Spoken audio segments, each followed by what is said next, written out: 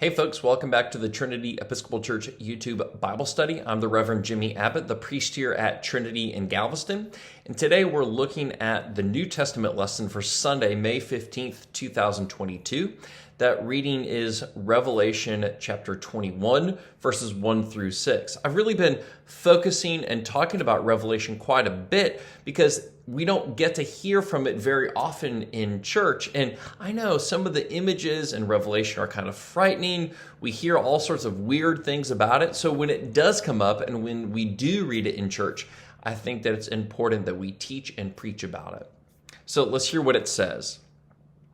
I saw a new heaven and a new earth, for the first heaven and the first earth had passed away, and the sea was no more. And I saw the holy city, the new Jerusalem, coming down out of heaven from God, prepared as a bride adorned for her husband. Ooh, what a beautiful image. A new heaven and a new earth, and this new heaven is coming down to the earth.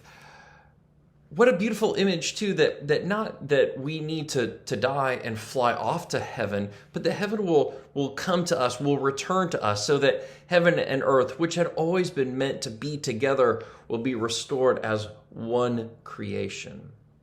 Also notice all the images and the language in here about newness. This concept of God remaking things, of making things new, is contrary to everything we know about physics. Think, there is no way for you to uncrack an egg. If a tree falls in the forest and it begins to rot, it never unrots. When there's erosion, it's not like things can unerode. But in God, in Christ, we see all of that happening, of God making things new. That's exactly what happens in the resurrection of Jesus from the dead.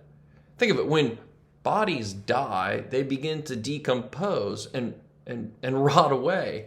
But in Christ, we see a body remade, renewed, resurrected to be a new life in flesh and in spirit. And that's the hope that we have as Christians for what God will do for us and for the whole world. God will make all things new again. In fact, that's what it says here in Revelation in our reading for this Sunday.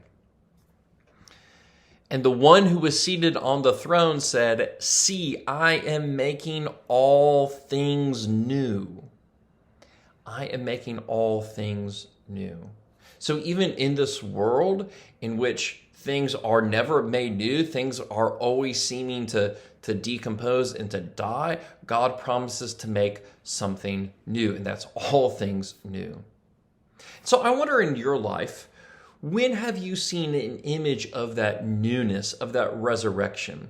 Where have you seen God do something that has made you new or made something new in a place in your life where it seems that things, in fact, were falling apart? I think about me in my own spiritual life. Seminary was very difficult for me. I living 3 years away. I was engaged, but we weren't married yet. It's cold in Virginia. At least I thought it was cold and dark and snowy. And yet, somehow, in the midst of all of that just falling apart, God made me new. God made me new through theological study and education. God made me new through friendships. And it was really, to me, a sign of what God intends to do for us for all time. That even in the midst of darkness, God can create new life. So I'd love to hear from you about a place where God has made something new for you. Would love to hear from you. You can post your comments in our online classroom or in the YouTube video. And of course, you can subscribe and watch more videos here from Trinity Church. So glad that you all are part of this online Bible study community. Thank you.